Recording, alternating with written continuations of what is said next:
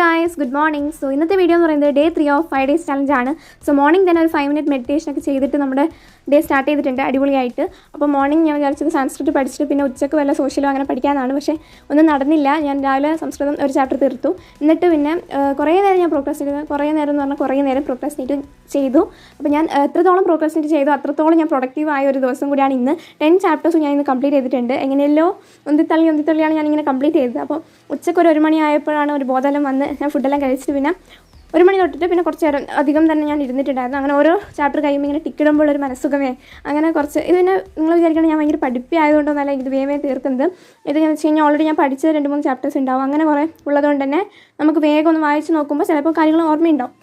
അപ്പോൾ ആ ചാപ്റ്റർ വേഗം തീരുന്നതാണ്. സോ ആ ഒരു യൂണിറ്റ് കഴിഞ്ഞപ്പോൾ ഞാൻ അതിൻ്റെ നോട്ട്സും കാര്യങ്ങളൊക്കെ എടുത്ത് വായിച്ചു. അപ്പോൾ ഇങ്ങനെയൊക്കെയാണ് ഞാൻ സംസ്കൃതം പഠിച്ചത്.